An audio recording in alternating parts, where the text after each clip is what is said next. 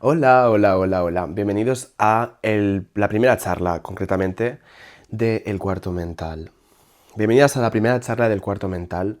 Realmente no tengo ningún guión. Estoy grabando con el ordenador encendido porque quiero buscar unas cosas mientras que os esté comentando.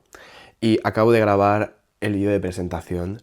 Lo que pasa es que he tenido la decencia de no ser una marrana y de cambiarme y ponerme esta nueva camiseta que me he comprado para el verano. Que me gusta porque me da como la sensación de que es fresquita, ¿no? Me he cambiado de ropa para grabar este primer episodio y no sé qué título le daremos, pero creo que voy a intentar hablar sobre salir del bloqueo creativo. Salir del bloqueo creativo y empezar a hacer cosas que resuenan contigo a pesar del vértigo que implican. Creo que este es un tema que seguramente se ha hablado mucho en otros espacios, en otros podcasts o vídeos, pero yo quiero darle un enfoque particular y es que me estoy comenzando a leer este libro que se llama El camino del artista.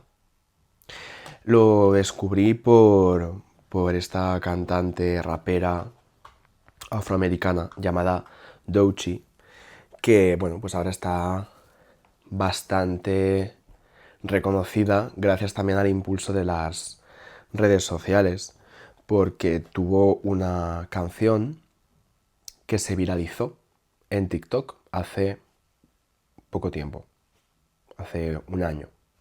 Pero esta canción ella había escrito esta canción en 2020 aproximadamente. Y lo curioso de esta canción, Anxiety, es que ella tomó la base de otra canción anterior, de 2011-12, de Gotye, que es Somebody That I Used to Know. Y sin pedir ningún tipo de permiso, como una acción absolutamente casera, creo que en el contexto pandemia o post-pandemia, ella se puso a grabar, ¿no?, sobre esta pista su versión de la canción. Ahora, conforme han ido pasando los años, como esa pista está en internet, se le ha dado un reconocimiento. Y no solo se le ha dado un reconocimiento, sino que probablemente por intereses de la discográfica, le ha salido bien la jugada, le ha salido muy muy bien la jugada porque no ha tenido que enfrentarse a una demanda legal real. Y esto ha sido como la explosión del fenómeno Doechii. Pero resulta que Doechii es una chica que en su tiempo libre grababa vídeos desde hace 10 años o así.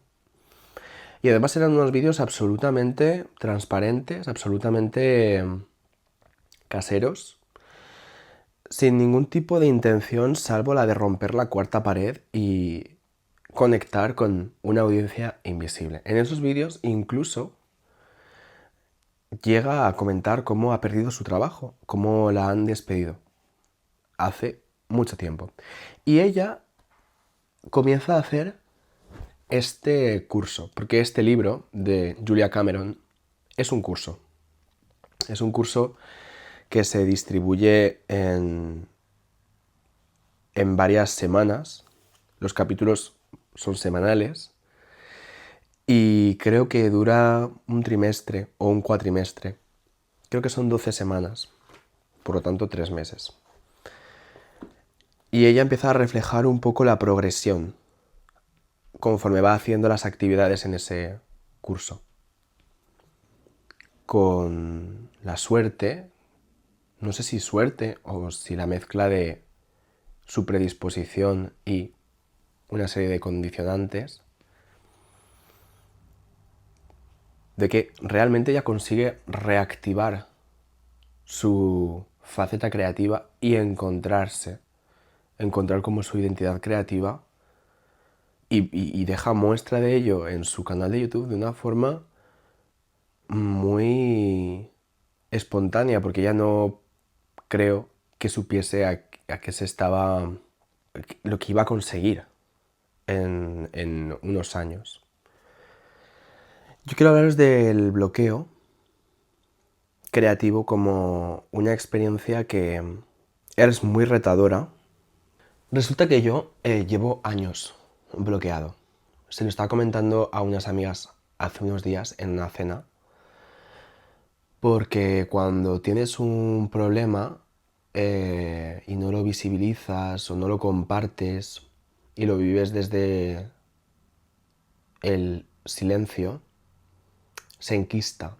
Y muchas veces cuando compartes las cosas que te preocupan, te das cuenta de que no son tan distintas a las cosas que le pueden preocupar a la persona de al lado. Y muchas veces de esas conversaciones salen soluciones o puntos de vista que antes no habías contemplado.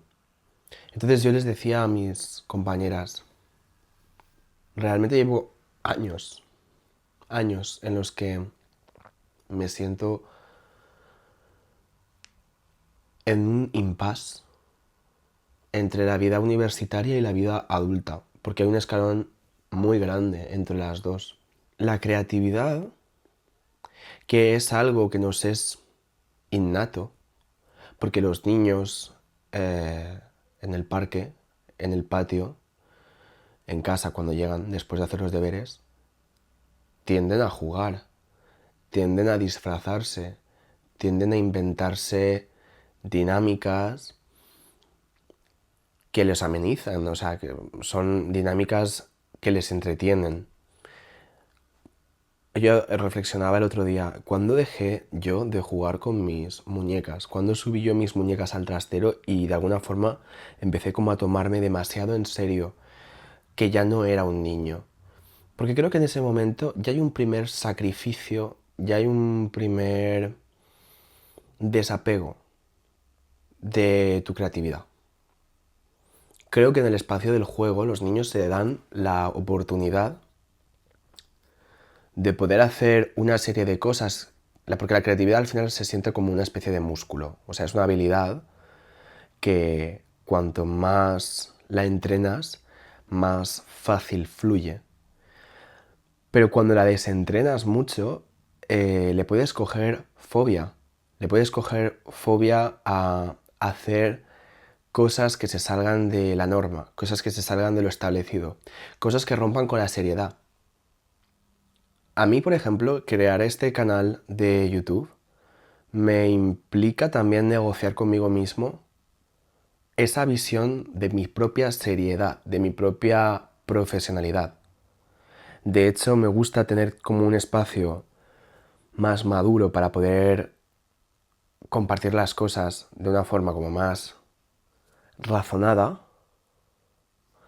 porque a veces siento que los blogs, que quizás sacan una parte como más espontánea, que quizás sacan una parte como más humorística, más cómica, manchan, denigran esa imagen del yo adulto.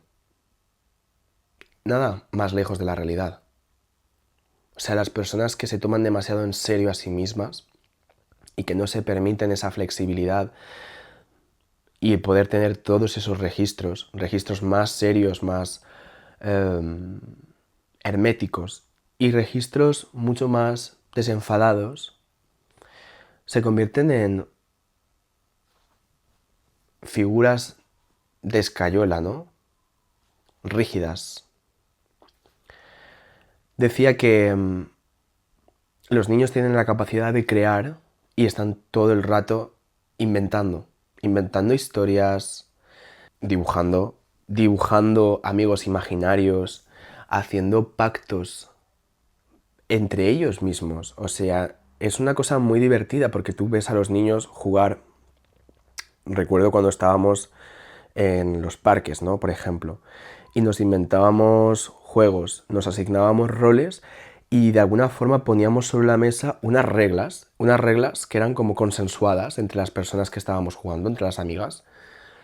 Y en esas reglas no te tomas demasiado en serio que tengan ningún tipo de trascendencia, no te tomas demasiado en serio que sean verosímiles, simplemente te pones a jugar.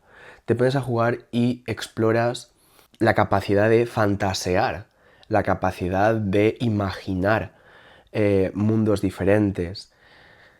Es muy curioso porque esos niños luego se convierten en los adultos que somos nosotros y nos cuesta muchísimo imaginar mundos diferentes, roles distintos, vidas paralelas a las que estamos viviendo. Y muchas veces nos sentimos enclaustrados en esa versión que hemos construido de nosotros mismos sin que a veces hable tanto de lo que nosotros somos. Y puede llegar el momento en el que dices, joder, pero ¿yo quién soy? ¿Yo cómo me defino a mí mismo? ¿Cuál es mi identidad?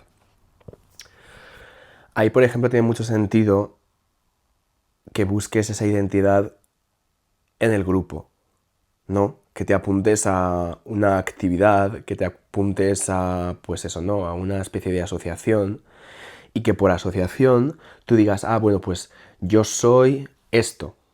Me meto mucho con los crossfiteros, pero es mentira, me encanta el compromiso que tienen para poder hacer eso que para mí es extraordinario, ¿eh? Es como una capacidad de un superhéroe. Pero muchas personas se apuntan, ¿no?, a estas actividades, tipo, me apunto a CrossFit, me apunto a senderismo, me hago parte de este colectivo, ¿no? Porque nos parece que viviendo en esas agrupaciones no tenemos que buscarle una respuesta a esa pregunta sobre la identidad. ¿Quiénes somos? ¿Quién soy yo? ¿Quién soy yo al margen de mi profesión? Al margen de mis amistades, de mi círculo social, al margen de mi estética. Es que da mucho miedo. Y da mucho miedo porque nos hemos desacostumbrado a ser creativos. Nos hemos desacostumbrado a plantearnos otras opciones. Nos da miedo porque a veces se siente como si estuvieses desafiando al sistema. Llegas a una edad donde empiezas a atisbar cómo funcionan las cosas y sientes que la única forma de sobrevivir en ese sistema es incorporándote a él, como una pieza más de ese mecanismo.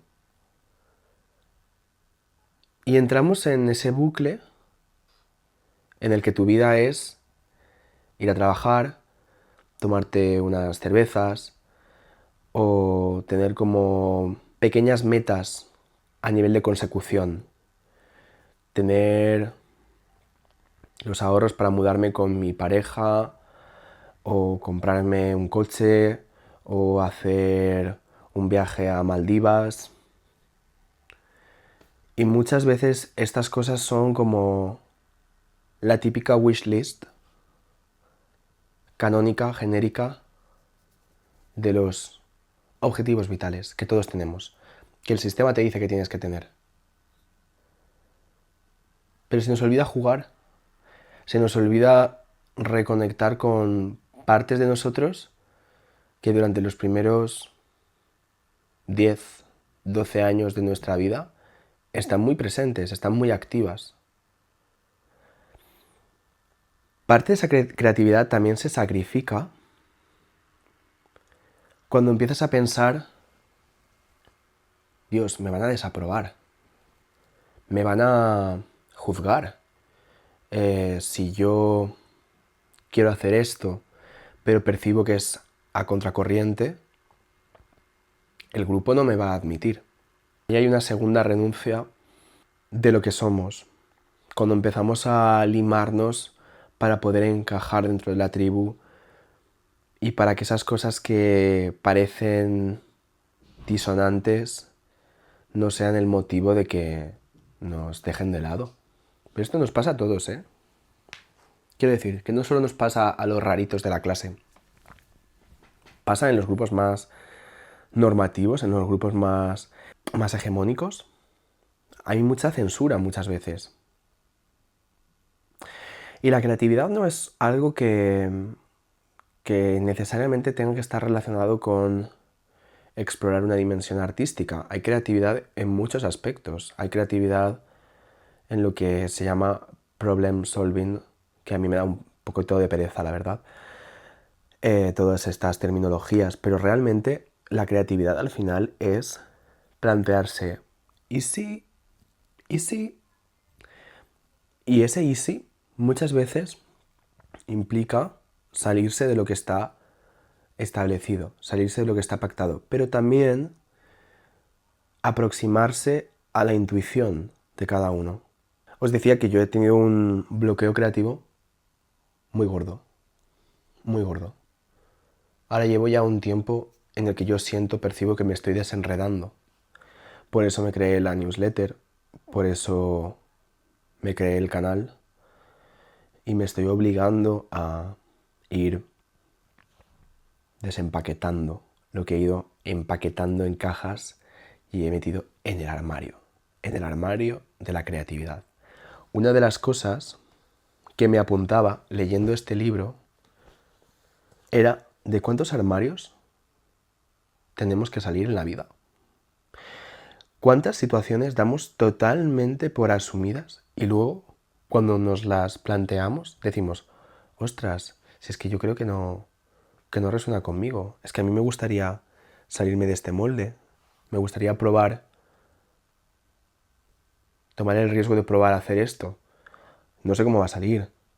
Y hay muchas voces que me dicen, no lo hagas, no lo hagas, ten cuidado, cuida tu reputación, cuida tu imagen, ¿qué dirán? Este libro tiene una cosa muy guay. Yo no soy muy fan de los libros de autoayuda, me parece que son un poco vendehumos. Y me parece que la verdadera terapia pasa por sentarte con un profesional que sea capaz de escucharte y de ir guiando la conversación para que tú puedas ir haciendo esa introspección. Pero este libro concretamente, bueno, pues creo que llegó a mí en el momento en el que lo necesitaba porque venía queriendo probar algo distinto a lo que estaba haciendo antes. Entonces me encontré con la recomendación de este libro precisamente por Douchi y dije, voy a darle una oportunidad. Está muy bien porque tiene en las páginas, tiene como un trozo de la página vacío, con unos márgenes muy amplios que yo desde luego estoy utilizando para tomar anotaciones. Antes no me gustaba manchar los libros. No me gustaba porque en general siempre he tenido como esta cosa un poco aséptica y, no sé, de conservar, ¿no? la pureza de las cosas en su estado primitivo. Y luego me he dado cuenta de que como con todo, las cosas más usadas, las cosas más trabajadas también son las más vividas. Entonces, desde hace unos años sí que subrayo los libros, los doblo, me pongo notas y este libro me estoy haciendo mis apuntes en todos los lados. Empecé hace como una semana y media, en un viaje que hice al pueblo, me llevé el libro en el tren y empecé con muy buen pie, creo, porque me llamó mucho la atención el planteamiento que hacía Julia Cameron de este curso. Es un curso que requiere una autodisciplina porque tienes que ser tú la persona que se comprometa a hacer los ejercicios que te propone y tienes que ser tú el que tires un poco del carro, pero a lo mejor no hace falta que lo hagas solo. O sea, si sientes que no tienes en este momento suficiente fuerza de voluntad como para desengranarte, puedes hacerlo con un compañero o con un familiar, cada uno su libro, cada uno sus ejercicios, pero será un poco el remolque del otro. Todo es un poco nuevo para mí. Como veis, no tengo ni setting ni nada. Estaba hablando con un par de amigos que son directores de arte para intentar hacer un poquito de espacio a mi alrededor, pero creo que lo haremos más adelante porque ahora mismo no tengo ni presupuesto ni tampoco ganas de invertir ahí mi energía. Yo estudié audiovisuales. Empecé a estudiar ingeniería industrial. Me di cuenta de que no era muy bueno. No era bueno. Podía sacar las cosas con mucha dificultad. Me costaba muchísimo entender los conceptos y mis habilidades no estaban ahí. De hecho, durante el tiempo que estuve estudiando industriales, siempre busqué pequeños refugios para encontrarme a mí mismo en toda esa vorágine. Y llegó un momento en el que dije, no, yo necesito estudiar algo donde sepa que puedo ejercer de esto porque voy a ser capaz de afrontarlo. Estudié comunicación audiovisual y estaba asustado. Estaba muy asustado porque no sabía exactamente a lo que me estaba enfrentando. De hecho, nadie en mi familia había estudiado nada que tuviera que ver con la comunicación. Si acaso mi madre es historiadora del arte, pero nadie más había estudiado nada que tuviese que ver con la comunicación.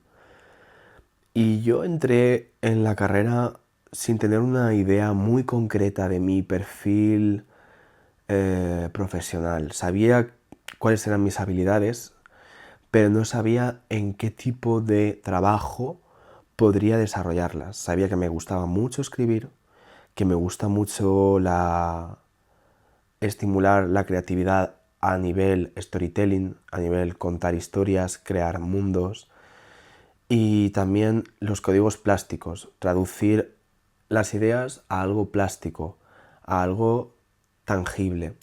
No sabía si eso era como director de arte, como director de cine, como guionista, como fotógrafo, como pintor. No lo sabía. Y ciertamente, después de tantos años de aquel momento, creo que tampoco todavía sé exactamente cuál es el nombre del trabajo concreto que reúne todas estas cosas. Creo que tampoco hace falta. O sea, hace falta tener un reconocimiento de tus habilidades y una capacidad para poder ponerlas en práctica, sea donde la vida te vaya conduciendo. Pero no tienes el porqué de tener una idea ultra definida de tu rol profesional. Creo que cuando llegas a una carrera como audiovisuales o como bellas artes o como interpretación, hay un componente de competición. Ya no competitividad, competición. Y creo que llegábamos todos muy verdes, un poco confundidos, y había como esta sensación de tener que brillar, de tener que ser un poco la persona que saliese de ahí con la mejor trayectoria, con la mejor carrera. La realidad es que no, la realidad es que lo mejor que puedes hacer en carreras así, en la vida en general, es retroalimentarte y crecer de la mano de las otras personas. Porque la creatividad no puede ser rácana. La creatividad no está llamada a ser vivida desde la soledad. La creatividad se multiplica cuando la haces pública, no tanto buscando la aprobación como el reconocimiento, pero entendedme, el reconocimiento en el sentido de te reconozco, reconozco de lo que hablas. También yo tengo ese tipo de creatividad dentro de mí y podemos ponerla en común. Y creo que ese aprendizaje lo haces una vez que transitas ese periodo en el que el otro te parece el enemigo, como si solo hubiese espacio para que una persona pueda brillar.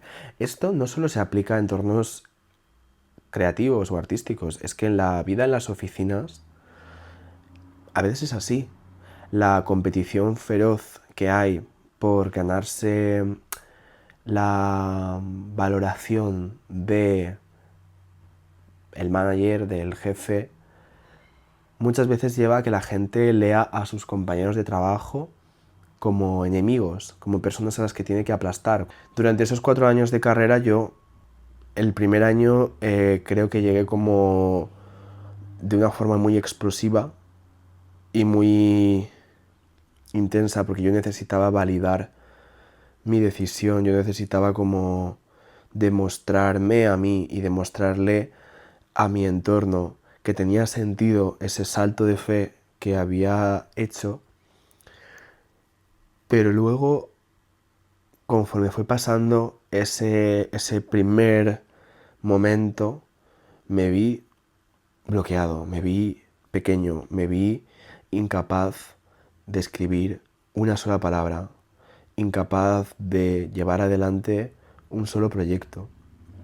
Y creo que eso tiene mucho que ver con que pongas el foco en los demás y no lo pongas en ti, con que pienses, no vale la pena porque total, lo que yo quiero hacer es esto y lo que puedo hacer es esto y lo que hace fulanito es esto y yo no voy a llegar al nivel que está haciendo esta persona, entonces esto que estoy haciendo no es suficiente, no es bueno y tú te vas mermando.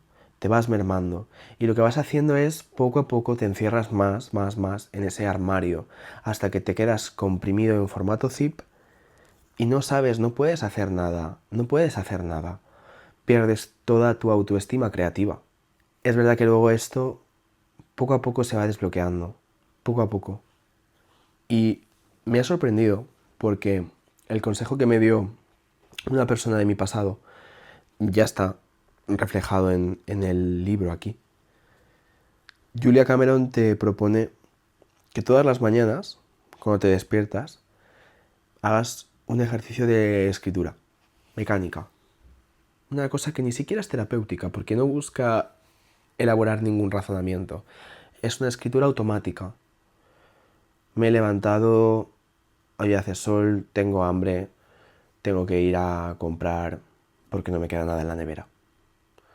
Que escribas unas cuantas páginas y que tomes el compromiso de cumplir con ese hábito diario, matutino. Muchas veces la creatividad está encerrada en el simple gesto de emprender una iniciativa. A veces la creatividad viene de la pequeña intención diaria, del pequeño pacto. Ella dice que cuando tú escribes esas páginas matutinas, que a veces yo las escribo de camino al trabajo, a veces son más extensas y a veces no lo son, remueves un poco lo que hay dentro. Y ella dice que es una forma de soltar el cerebro, ¿no? La carga que tiene el cerebro en los pensamientos, como que los desaguas, los depuras, ¿no? Los dejas que se vayan a través de esas páginas. Y yo creo que también tiene ahí una cosa como de movilizarte, la movilización. Muchas veces la creatividad no fluye porque tú te sientes incapaz. Es que yo no me puedo sentar a escribir, es que yo no me puedo sentar a dibujar, es que yo no puedo sentarme a salir a la calle y tomar unas fotos con la cámara, es que yo no me puedo comprometer a hacer ese taller artesanal que me gustaría hacer, o hacer esas velas, o cualquier cosa. No puedo porque la fuerza que necesito yo no la encuentro en mí. Pero estas páginas, muchas veces, que pueden ser hasta una lista de la compra, estas páginas te demuestran que sí puedes hacer ese pequeño gesto todos los días. Aunque solo sea, hola, me llamo Teo, tengo esta edad y hoy es este día. Porque poco a poco te vas dando cuenta de que vas poniendo una piedrecita, una piedrecita, una piedrecita. Esas páginas a veces son una especie de refuerzo. Yo, en ese bloqueo que tuve en la carrera, hubo una persona de mi entorno cercano entonces que me dijo, tienes que escribir todos los días, Teo. Tienes que escribir y tienes que intentar que lo que escribas no sea bueno. Tienes que admitir que lo que escribas puede ser malo. Puede ser malo. O sea, como una persona creativa tienes que permitirte la capacidad de mejorar. Él no lo decía así, pero el mensaje era este. El mensaje era, muchas veces el perfeccionismo es una trampa porque te bloquea. Y la procrastinación a veces lo que refleja es un perfeccionismo exagerado que lo que hace es poner el estándar de lo que tú quieres hacer tan alto, tan inalcanzable, que solo pensar en la idea de dinamizarte para poder hacerlo, te cuesta esfuerzo. Tú dices, joder, es que no puedo. Es que ¿cómo voy a escribir un libro? Es que ¿cómo voy a rodar una película? ¿Cómo voy a tener mi tienda de... no lo sé. Si es un proyecto tan grande, tan inabarcable, inalcanzable, que desisto antes de empezar. Y desistes muchas veces porque piensas, esto que estoy haciendo ahora, este pequeño ejercicio es malo. Este setting es malo, este audio es malo, este guión es malo, esta audiencia no es suficientemente grande como para que esto tenga sentido. ¿Por qué? ¿Por qué? ¿Por qué ese planteamiento? ¿Por qué ese planteamiento? Porque no estás pensando en el momento, no estás pensando en la acción en sí, estás pensando en la repercusión. Porque necesitas de alguna forma saber de antemano que esto que vas a hacer, esto que te da tanto miedo, esto que es salirse a veces del camino, de lo convencional, de lo cotidiano, va a tener un buen resultado, va a tener una buena acogida. A veces no la tiene. A veces no la tiene. A veces la tiene y no es la que esperamos. A veces la acogida es simbólica, diminuta, muy chiquitita. Y puedes pensar, ¿vale la pena? Claro que vale la pena. Vale la pena. Haya o no haya acogida. Solo el simple gesto de coger y hacer ese pequeño ejercicio vale la pena porque habla de ti. Habla de lo que tú necesitas en ese momento. Y no tiene que ser perfecto. No tiene que ser perfecto. Reactivar la creatividad, salir de un bloqueo creativo o dar un giro a tu vida, sea estudiar una nueva carrera, prepararte unas oposiciones, cambiarte de país, dejar a tu pareja, cambiar de trabajo. Son cosas que dan mucho miedo porque nos sacan de la ruta establecida y pensamos qué somos al margen de la ruta. ¿Qué soy yo? De nuevo a la identidad. ¿Qué soy yo si no soy lo que he venido defendiendo hasta ahora? La gente no me va a comprender, la gente no me va a admitir, la gente tiene una idea muy forjada y muy férrea de lo que yo soy. Es falso, es falso. Tú puedes cambiar, tú estás llamado a evolucionar.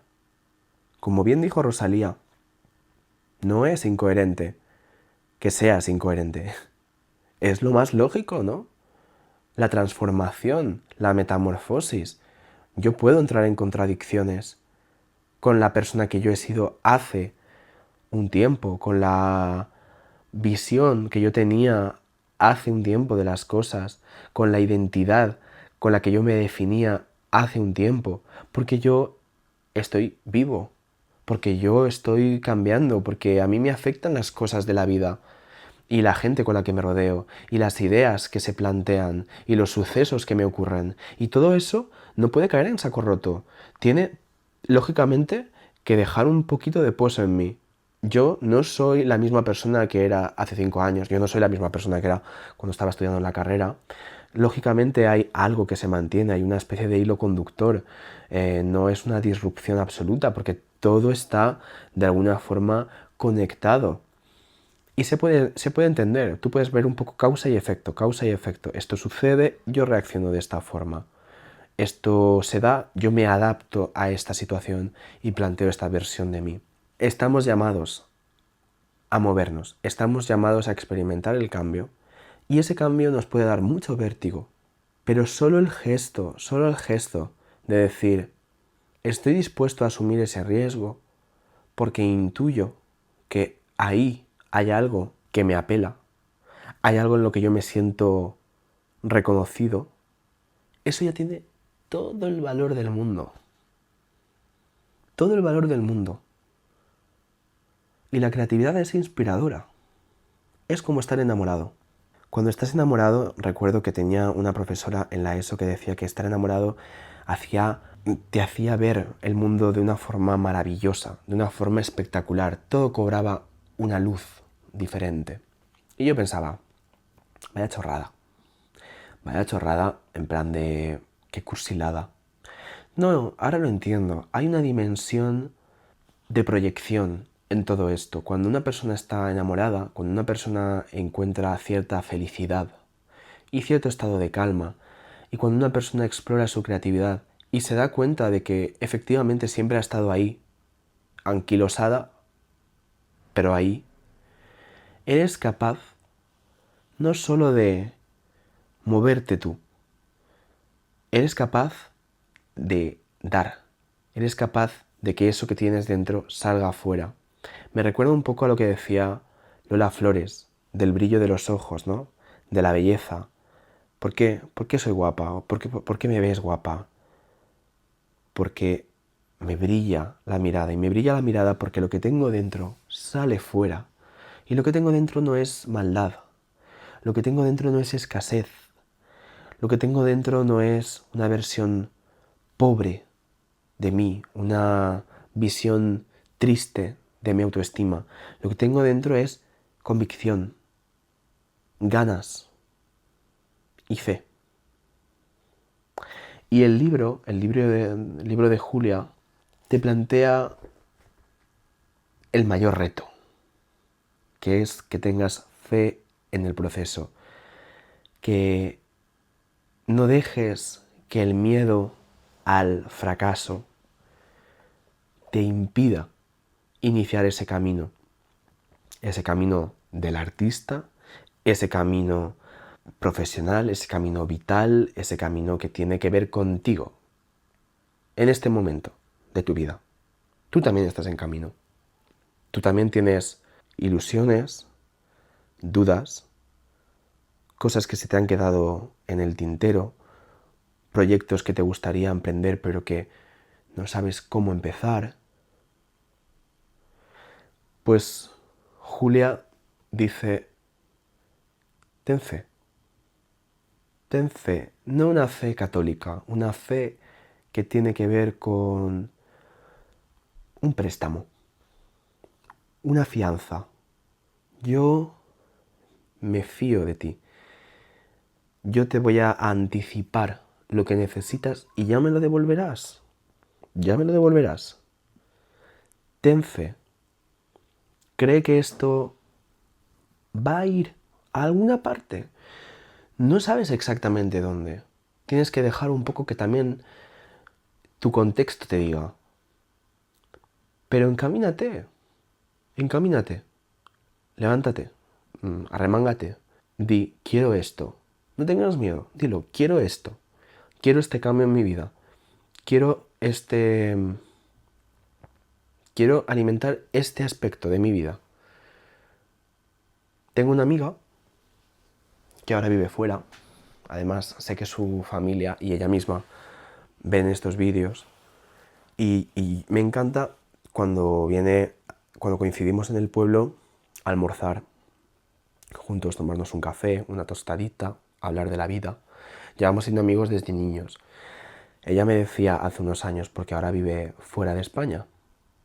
Yo, pues por la situación que tengo con mi pareja, que tiene un puesto fijo en este sitio, me veo ya, bueno, pues destinada a hacer mi vida aquí. Y yo siempre me he quedado con la cosa de que yo querría haber salido, haber tenido una experiencia fuera de España. Bueno, pues la vida fue dándole encaminada, dispuesta a tomar riesgos. Ella ahora vive fuera de España durante una temporada. ¿No te da miedo? Claro que te da miedo. Pero lo que no puedes coger es decir, asumir, ya esto no tiene ningún tipo de sentido. ¿Para qué voy a hacer este esfuerzo si no va a llegar a ninguna parte? No. El primer paso para salir de ese bloqueo es concederte a ti el regalo de tener un poco de esperanza en ti. A lo mejor luego no suceden las cosas de la forma en la que tú pensabas que iban a suceder, porque siempre proyectamos a futuro con una visión muy limitada. Y la vida tiene millones de matices que enriquecen esas proyecciones. Y toda esta chapota que os he dado es para compartir con vosotros que estoy como en este momento vital. Llevaba tiempo bloqueado porque la vida de Madrid es una vida complicada. A mí me gusta mucho mi trabajo y siento que estoy rodeado de personas que admiten y que valoran mis habilidades, pero es verdad que la vida adulta en una ciudad como Madrid a veces es muy reductora o reductiva, no sé cómo decirlo. Todo se limita a levantarte, ir al gimnasio, ir a la oficina, comer un tupper que te has preparado la noche de antes, volver corriendo a casa y con suerte hacer un poco más. No da mucho tiempo para nada más. Y de alguna forma también como quiero visibilizar mi propio proceso de sanación, que pasa por ir moviendo las cosas poquito a poco, semana a semana. No sé si se va percibiendo o no se va percibiendo. Yo lo que sí que sé es que hace unos meses yo no me hubiera atrevido a hacer esto, ¿eh? Era algo que me gustaba, me gustaba la idea, pero no me atrevía, siempre ponía excusas que tenían que ver con, bueno, no va a quedar como yo quiero que quede, el resultado no va a ser el que yo quiero. Calma, calma, calma, calma, calma. Vamos a dejar que las cosas vayan tomando forma. Vamos a dejar que la fruta madure.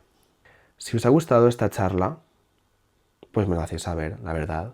Me lo hacéis saber, me decís consejos, me planteáis vuestras reflexiones, lo que hayáis podido estar pensando mientras que me escuchabais, porque no quiero que esto sea unidireccional. A mí me gusta cuando vosotros me hacéis partícipe también, ¿no?, de lo que estáis recibiendo en el otro lado. Suscribíos, tengo la newsletter. Si no os gusta leer no pasa nada, pero si os gusta leer, yo no soy muy pesado y de vez en cuando comparto alguna cosa por ahí. Y nos vemos pronto.